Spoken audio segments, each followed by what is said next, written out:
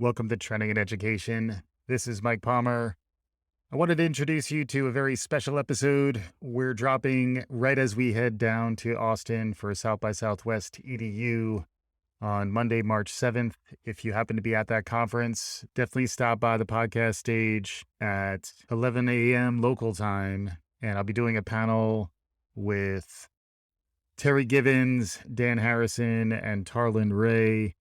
This episode is going to feature conversations and episodes I've done with each of them in recent years.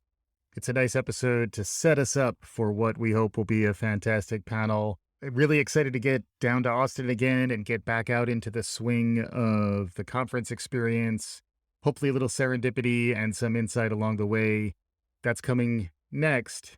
But for now, let's listen a little bit to conversations with Tarlin, Dan, and Terri. Thanks as always for listening.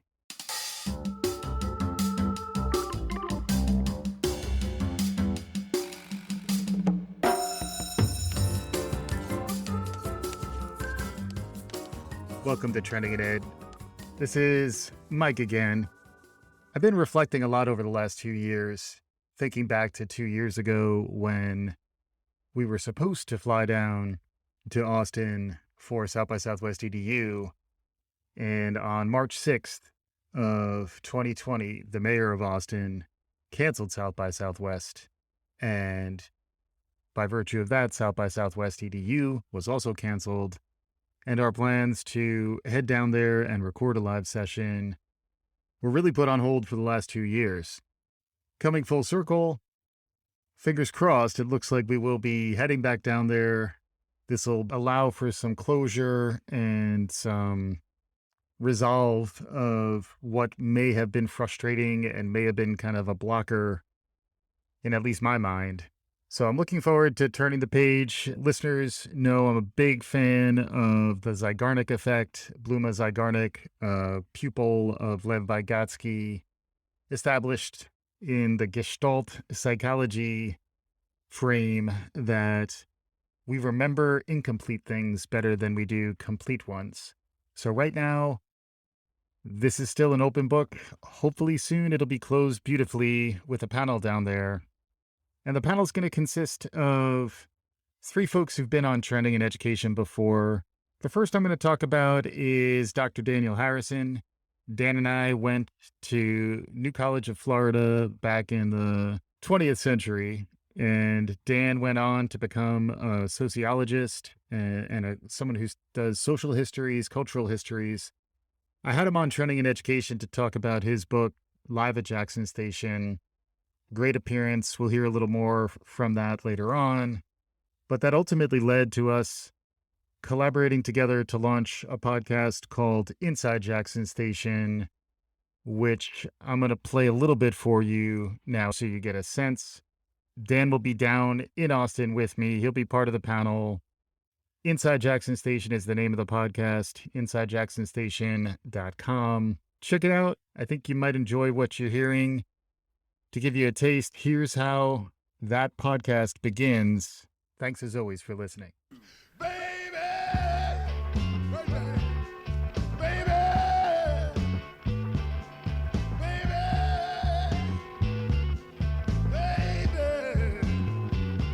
Welcome to Inside Jackson Station, the podcast that takes you inside the legendary South Carolina blues bar.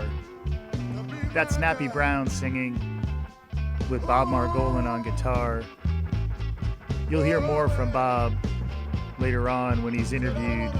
To begin, let's listen a bit to what it sounded like to be at Jackson Station on a night when Nappy Brown was singing and Bob Margolin was playing guitar.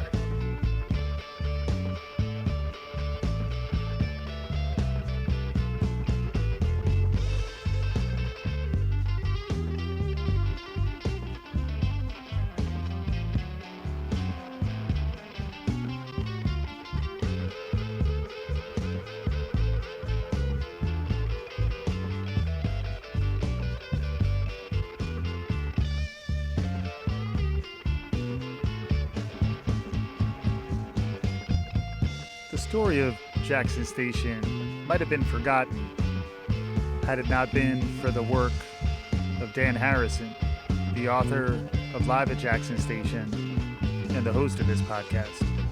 Let's listen to Dan describe how he discovered the story of Jackson Station, which ultimately led to him writing the book.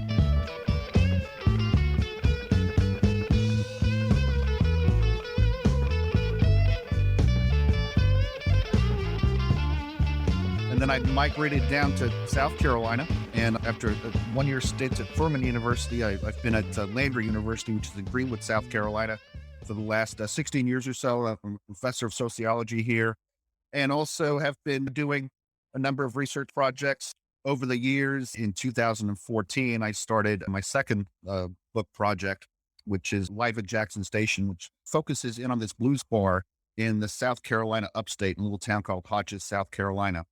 And this bar was housed in an old railroad depot that had been built in 1870. And it was owned by this guy named Gerald Jackson and his boyfriend, Steve Bryant, and then also Gerald's mother, Elizabeth Jackson. So that in and of itself is kind of interesting because you have two gay guys in the upstate South Carolina. And this was 1975 is when this blues bar opened for the first time. In the early 80s, they started having amazing music shows there. And your listeners has probably heard about a jam band called Widespread Panic, which is one of the biggest kind of musical acts still around today. And they came over from Athens, Georgia. And when they were, very young and just starting out, and they played 9 shows at Jackson Station over the years. And they were very welcomed by Gerald and Steve, and they really appreciated the family vibe of Jackson Station, the tolerant nature of the place, the diversity of the place. Jackson Station was the only late night club in the area. And so people would come from miles around. They would drive up from Charleston. They would come down from Charlotte. They would come down from Greenville across from Athens and up from Augusta and so on and so forth. And they would party there and drink and listen to live music until about 5 o'clock in the morning. You'll hear a lot of people talk about the late night hours at Jackson Station. It's part of what made the place so amazing. We'll listen now a bit more to Nappy Brown and Bob Margolin playing B.B. King's 3 O'Clock Blues. Get a sense of that late night feel before picking back up with Dan. 3 o'clock in the morning, and I haven't even closed my eyes.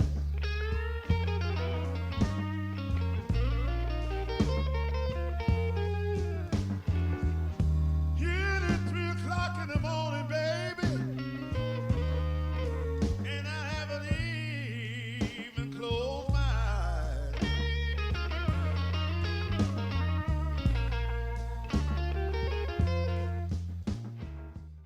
We're going to pick up again now with Dan's story.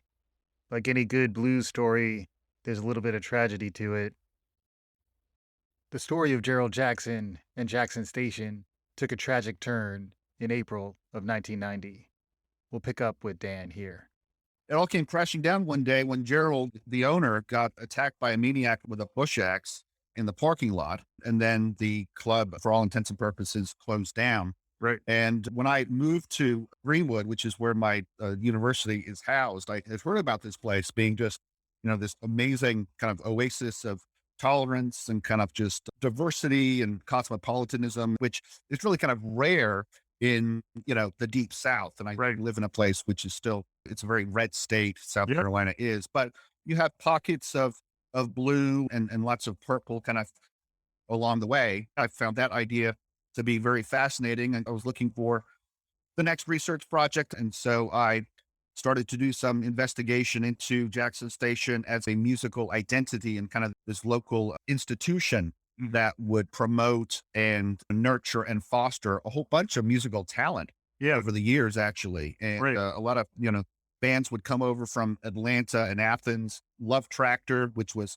kind of contemporaneous with REM. They have a huge following still today. They played there. The Georgia Satellites You had some amazing blues played there. Yeah. Nappy Brown, the R&B songwriter. So it was a fascinating case study, and I was kind of amazed that no one had done anything with it before then. As a sociologist and as kind of a researcher, you're always looking for a story that hasn't been told before. Yeah. And the fact that it was this iconic musical establishment, and then also the fact that this apparent hate crime Yeah. happened there was all it needed for me to get interested in it. Did a lot of interviews, about 65 interviews, a lot of archival research, and then also a lot of deep analysis of the court transcript. And hopefully the end result is, I think, is a pretty decent read. The really amazing thing about Jackson Station is you had a number of different distinct social groups or subcultures or identities claiming the bar as their own. And so the place was known for being a biker bar. And so you'd have beefy biker guys show up. You'd have 10 or 12 motorcycles, parked out front. But it was also known as a gay bar. Not completely, not always as a gay bar, but Yeah. gay people were welcome there. It had gay owners and so on and so forth. And so the gay and lesbian crowd adopted it as their own. The college kids would also come and adopt it as their own. The rednecks, would also hang out there. Yeah. And the countercultural types, the 1980s, people listening to New Order and PIL and The Clash and Yeah. sort of, they would feel, welcomed by Jackson Station. And there was sort of a certain respect of difference there, which I think was very genuine.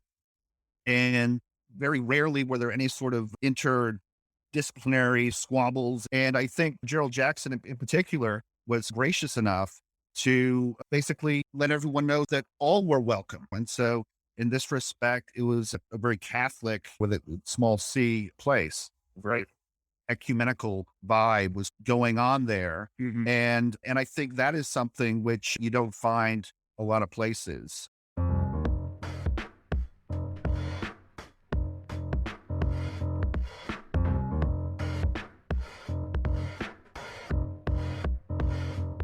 This is Mike again. I'm a big fan of the Ethel Merman quote, "It's better to sing one song too few than one song too many." So hopefully that was just enough of a taste of Inside Jackson Station.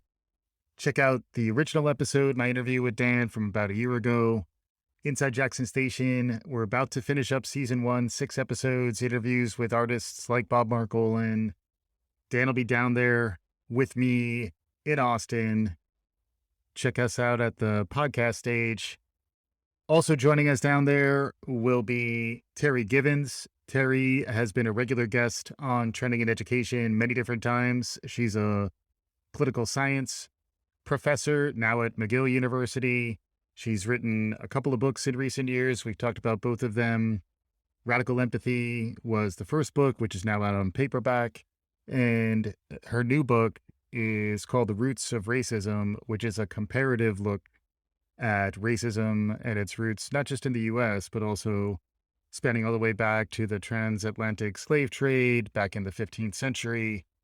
And she goes deep into some of the differences and commonalities between European flavors of nationalism and white nationalism and racism and what we're seeing here in the US. I found it really profound and insightful. I'm really excited to get Terri's perspective any chance that I can, and she will be down as part of the panel in Austin as well. Let's listen in now to a bit of my interview with Terri from earlier in February of this year. Check out the whole episode if you like what you're hearing. Well, Terri, always a pleasure to get a chance to talk to you. Welcome back to Trending in Education.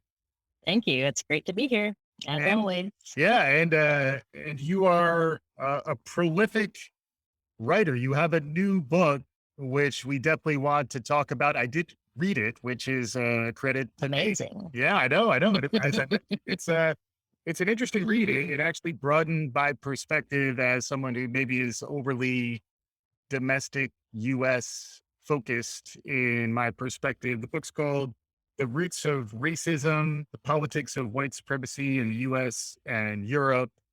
It's really spanning the Atlantic and spanning a really wide range of history, going all the way back to the 15th century, I believe, and then Yes. covering some of the critical periods in our history right up through George Floyd and summer of 2020, Black Lives Matter. So was also really great in that it's not a pre-pandemic zeitgeist. At the end of it, you're capturing more where we really are right now. It's relatively hot off the presses, but we definitely wanted to talk a little bit about that. Any high level ways to understand that book? Because the other book that you wrote that went out last year is Radical Empathy.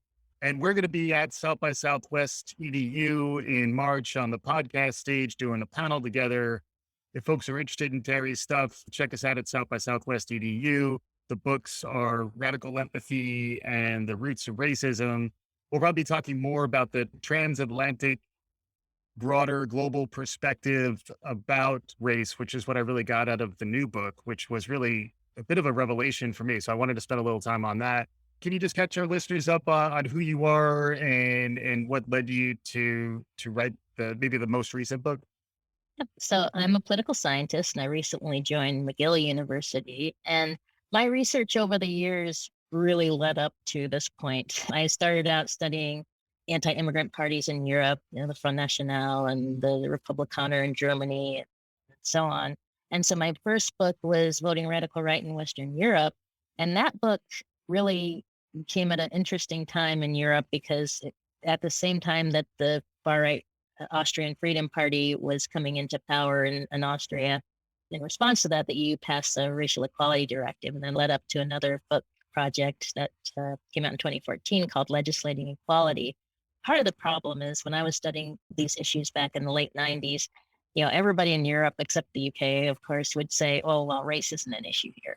We don't have any problems. So, but then they went and passed the racial equality directive in 2000. So it was like, well, really, it isn't.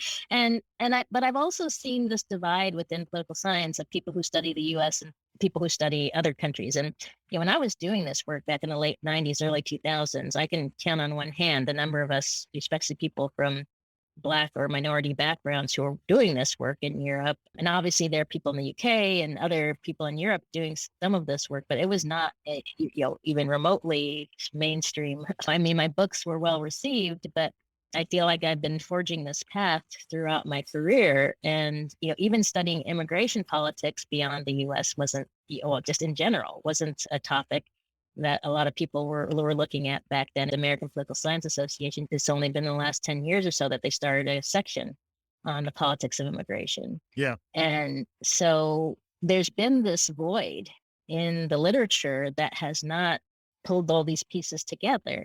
And you have to have an understanding of US politics and history and European politics in order to make this connection. And that's what I've been doing over the last few years and in writing this book, is saying, look, these ideas, and I'm really pulling together a bunch of work by other people, right? It's my own research over the last 20 years, but it's also, here's what, Bob Vitalis and Jessica Priest and, all these other, people, Michael Hanchard, all these people. So it's coming from my academic perspective, but I think it's very accessible in the sense that I'm really trying to say we need to have a more comparative approach to the study of race, because these ideas didn't come from just anywhere. Right.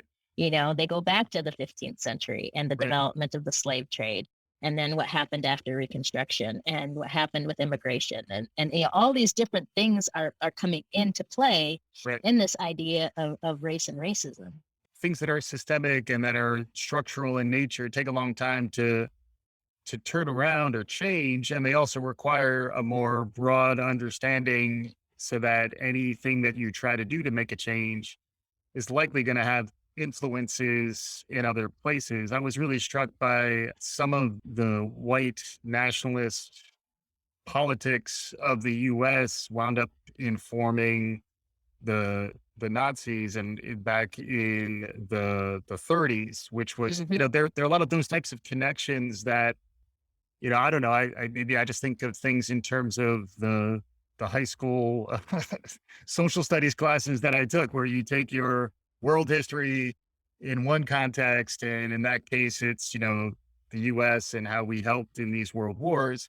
And then in the US history, there is, stuff about the Civil War and back, I'm showing my age, but how much coverage of, Reconstruction and Jim Crow even made it into my education is a little bit spotty. But it was really useful, I think, for that way for me, where I feel like I can speak with more confidence now about how some of the things that I know on a more local, domestic level are connected to things that are happening around the world. And that is something that you do get into here as well, where, as much as we might look at the Trump presidency and, what happened on January 6th and, what's going on nowadays politically in the US as, a once in a lifetime phenomenon. When you do take that step back, you see, oh, I got it. This is Trumpism is this flavor. But if Yeah. you see, Le Pen in France, there's another flavor there. The Netherlands has its own, and then even some of the stuff that I had no real context around, the association with between citizenship and immigration, how much that varies by cultures within Europe, and how much of that parallels how we understand race in the US. I really hadn't been exposed to that before. And that's why I'd recommend this book, even for non-academic. I view myself as a non-academic. I'm like academic curious, but I did feel like there was a lot in this that was hugely relevant for me. And now it is, it's Black History Month in the US. Like I think a lot of what's happening in the NFL and elsewhere is making people think more critically about some of this stuff. Any thoughts on how this book connects to the conversation that we may be more familiar with in the US these days? Absolutely. And, I have to give props to the 1619 project because even though it's been criticized for various reasons, it's funny because I saw an article from a historian. Well, we already knew all this stuff. It's like, no, we did not. You may have known it, and your students who took your classes may have known it, but Right. I guess, that's a pretty small percentage of the population. Right. And, and for me, it's not that I didn't know this stuff. It's just I didn't really think about, that's why I had to do the historical deep dive Right. and say, wait a second, all of this stuff I've learned, and frankly, none of it did I learn in college or as a PhD student. Right. This is all stuff I've learned on my own, Mhm. reading different authors and doing preparation to write this book. And so what people need to understand is that those who don't understand their history are doomed to repeat it. And that's what we're seeing is, Mhm. Even in the, take the NFL, right? We had the Rooney Rule and it did some good. There was a point in time when we had a Super Bowl with two Black coaches playing against each other. And yet the system itself is so persistent Mhm. that you can have an intervention like the Rooney Rule. And yet we're back to, as of today, I think, two Black Yeah. coaches Right. in the NFL. Right. And I'm at McGill University where, 2 years ago, they had 8 Black faculty out of 1,700. Now we've increased that number, we've tripled that number in a couple of years. Yeah. But so the problem is you can't understand where we are today without understanding that history. How did we get here? Yeah. Why is it acceptable that, or why is it a norm that it's okay to have a white institution with no Black faculty? Right. Why is it okay to have, an institution like the NFL? Why is it okay that in Europe, I mean, there's a strong connection to sports here because, of course, in Europe, you have the situation where Black athletes get taunted on the field. Right. Bananas thrown at them, Mhm. all kinds of stuff happening. And of course, they're trying to fight the racism in FIFA, but not doing a very good job of it. Right. And so if we don't understand the history and how we got here and why it's not just in the US or just in Canada or just, even in a place like France where they've had a successful radical right party or in Germany, which now has a successful radical right party.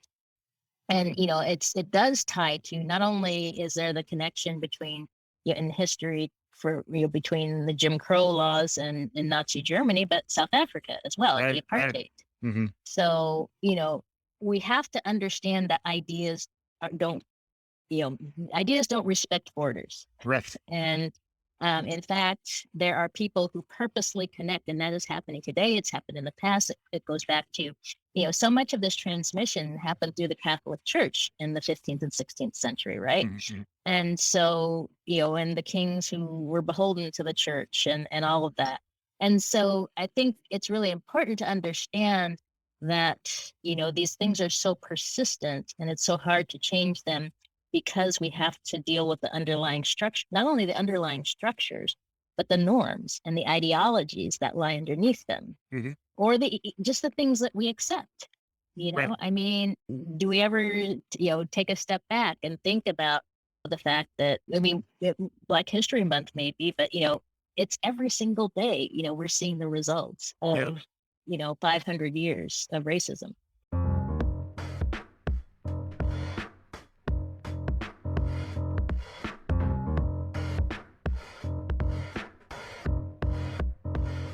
This is Mike again. As you can see, conversations with Terri are always thought provoking. I always feel like I come away a better person, learn a little bit along the way. And particularly in her book, Radical Empathy, she talks about pushing yourself to do the emotional work and to share your own vulnerability and lead in that way. Terri's a real inspiration. Excited to get her perspectives on what's new and emerging in the world around us down in Austin. And then last but not least, down in Austin, I'll also be joined by Tarlin Ray, who is my co-host for the Running It Back podcast, which we launched back in the summer of 2020. Tarlin had been on Trending in Education many times over the years, talking about workforce engagement and generational zeitgeists. Lots of interesting topics. But I was really happy to have Tarlin when we were going through the first wave of the coronavirus pandemic back in 2020.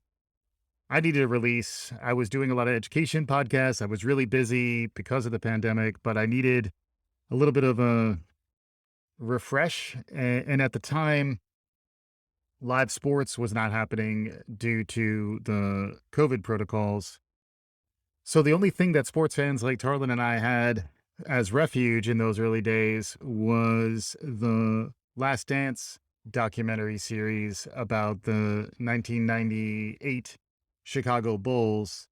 Tarlin and I did a number of episodes as part of Trending in Education that ultimately spun off to become its own podcast, Running It Back.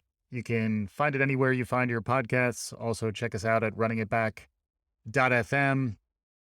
Most recently, we've been having a lot of conversations about the NFL.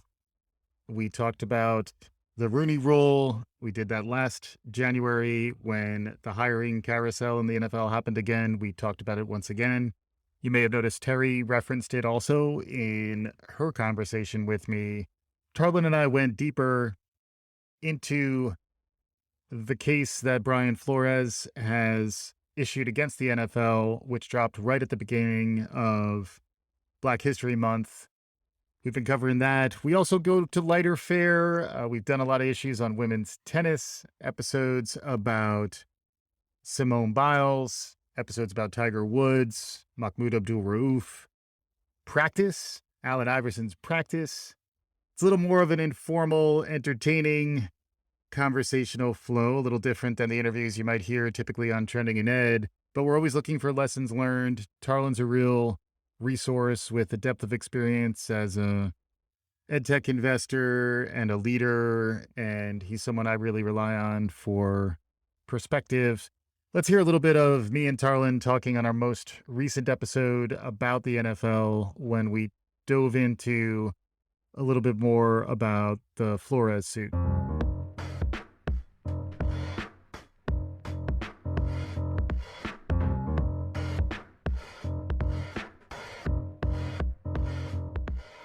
Normally, we're very collegial, but I'm a little now spicy. Nice. That's how I'm doing. Good, good. On the Scoville chili pepper index, you're get towards the warmer, the warmer temperatures. Spicy hot. It's not even like a temperature. It's just spicy. Speaking of spicy, you were talking NBA. This episode's going to launch right in the midst of the Super Bowl hangover. So the Super Bowl will be in our rearview mirror by the time folks are hearing this. For us, it's about to happen. So there is the NFL going on. There will be a game tomorrow. It'll be in the past, in the future. It's very exciting. The Bengals are playing the Rams. Who knows? There'll be commercials. Oh my God, those commercials, Tarlin. There'll be a game. Yeah. It probably will be something we won't cover. And We have then enough people talking about it. And then people will be thinking more about James Harden's hammy and Kyrie's, how much he's saging up the locker room, and whether Ben Simmons, his adenoids get activated. Who knows? What's KD going to be doing? That's next weekend. That's the All-Star extravaganza coming on the horizon of the NBA. But right in the middle of that, sandwiched between your NFL hangover and your NBA All-Star weekend, we're running it back. And we're running it back to the NFL coaching situation. Brian Flores. Our previous episode, we talked about the NFL had a black head coach problem. I think that was borne out, and that was released the same day that Brian Flores sued the NFL in a class action suit, which Tarlin has read and may have open in front of him in the event that he needs to reference it. We wanted to follow up on the NFL coaching situation. A lot has happened. People have been hired even, because when we recorded this just a couple weeks ago, the lone man standing, I referred to him as the Highlander, although I think that analogy actually breaks down if you think about it. But that's not important. What's important is we were looking at this for a while. We talked about the Rooney Rule for a while. But like a ton has happened. You've read through the Flores suit. Shout out to Lou Moore and the Black Athlete podcast was connecting Brian Flores to Kurt Flood, which I think is an interesting angle to run it back to that history and try to think about what he's doing for NFL head coaches and what's going to happen on that front. Lots of lessons learned. Can you catch our listeners up? Some of our listeners are maybe not as deeply ensconced in the tribulations of NFL front offices. You, however, you've done some of that prep, right? You've done a little bit of something here. Open. Brian Flores, the Tuesday after on start of Black History Month, February 1st, sued not only the NFL, but the Giants, the Miami Dolphins, and threw in the Denver Broncos into that suit. Basis was a discriminatory practices, and a lot of the trigger event was a text message from the GOAT, one Bill Belichick, who has two Brians in his, like I'm thinking of Bill with a flip phone or an old school BlackBerry. Brians. StarTech, yeah. Two Brians in his BlackBerry. It's funny meme. He should put Black Brian, White Brian, but two Brians in his BlackBerry. And basically prior to Flores going in to interview the Giants, he was congratulating Brian Daboll, who we've talked about in the last pod. Yeah. Done great work as the offensive coordinator for the Buffalo Bills. Congratulated him on getting the Giants job. Yeah. So then imagine Flores. And we've all known people think that the Rooney Rule is a sham. Let's check that box to make sure we're talking to a minority candidate. Yeah. The night before, what is this big interview? And he's getting pumped up by members in the Giants organization because they bring in a new general manager and they're saying, we hope this all goes well. He has to then sit through an interview the next day, right, knowing that he's not the guy. Mm-hmm. So Brian Flores, we talked about, I was upset the last pod, and my friends were poking me a little bit because they could feel that I was a little upset, but they wanted me to show it and be a little more overt about it, that you just don't fire a winner. And now Brian Flores, not only is he someone who should have never got fired, and it was interesting, and we'll talk about in his lawsuit, the number of times that a winning coach has been fired, but he's done something which most would never do, which is potentially ruined his opportunity to ever coach in the NFL again by suing NFL and particular teams. Because we know how close-knit the 32 team owners are. Right. You protect the shield. Totally. And the most recent example of someone being ostracized was Colin Kaepernick. So it was a stunning moment on February 1st, start of Black History Month, for the Flores suit to drop. Super brave by Flores. And if you do read through the 58 pages, and you don't need to read all the legalese and there's sections that you can skip. You could read the Belichick texts at least. The Belichick, and there's great pictures in there also. So not a lot of lawsuits have pictures. Right. It is Is there a podcast? There isn't. You cannot read this, but it's not. When you read it, you're not surprised. And he is literally just bringing a lot of what's happening in NFL to light. Mm-hmm. Yeah. So Yeah. And that's why I was saying running it back.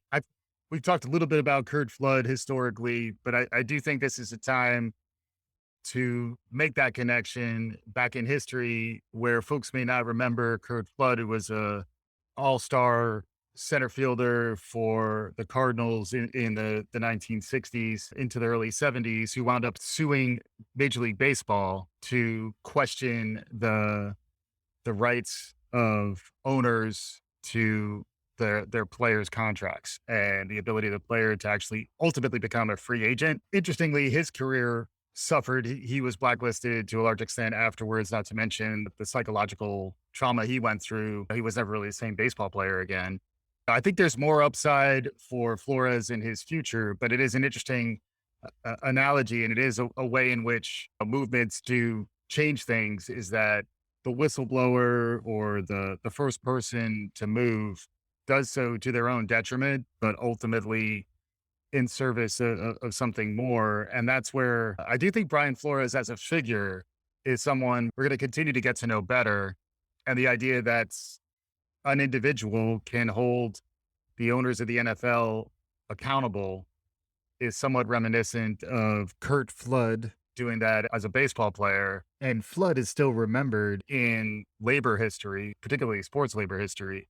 But the idea of fair practices when engaging with a large, powerful organization, that is really what we're talking about. So we'll include a link to Wikipedia where you can read up on Kurt Flood, just like I have. coming from the law, just some interesting things that, and you don't want to ever have a lawsuit come out like this, but some of the digging that we were trying to do for the last pod is just here's some facts. Rooney Rule, in the last 20 years since it was instituted, there have been 129 vacancies and 15 have gone to Black candidates. That's a little over 10%. It's great math right there. Yeah. Black coaches in NFL have an average lifespan or a time in seat of 2.5 years, while white coaches have 3.5. So another year in the seat. And we've talked about oftentimes you're taking a team that's in a turnaround and you're not given enough time to build culture and start to see sort of fruits of your labor. Steve Wilkes, we look at you, Arizona Cardinals, 1 year in the seat and replaced by Kingsbury, who won 2 more games than Steve did. And Wilkes was saddled with one Josh Rosen, who is still not even number 9 pick. I'm a UCLA Bruin, but not anywhere near the talent that Kyler Murray is, right, and never really given a shot. The other one was interesting in the 58 pages that I had yet to actually read was since 1978, there's only been 16 teams that have fired a winning coach. And 4 of those coaches that were fired were Black head coaches. Yeah. So, including Flores then, right? Yes. So it's just a fascinating to read it. It's sad to see it all spelled out.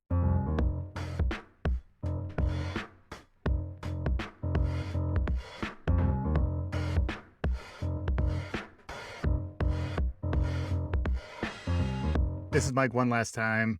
Always fun to chop it up with Tarlin. I feel very fortunate. We've now done coming up on 50 episodes of Running It Back, and I'm excited to see the interaction among the different panelists we're going to have here. Ideally, we'll be interacting with a live audience. We're going to try to connect and interweave some of the different conversations. I think there actually are themes that are shared across everything that Dan and Terri and Tarlin are doing, very much in line with what we're trying to do here on Trending in Ed and at Palmer Media. Let us know what you think. Hit us up at Trending in Ed on Twitter. We're pretty active there. Also, I'm pretty active on LinkedIn, Michael P. Palmer on LinkedIn. You can find me by looking for Palmer Media, looking for Trending in Ed. And find me if you are at South by Southwest EDU. I'll be down there with my panelists. We'll be enjoying time around others, hopefully in a safe an engaging environment. I've always really enjoyed the stuff that Ron Reed and Greg Rosenbaum put together as part of South by Southwest EDU. And with that, we'll bring this episode to its conclusion. Thanks as always for listening. If you like what you're hearing, write us a review, share the good word. We'll be back again soon. This is Trending in Education.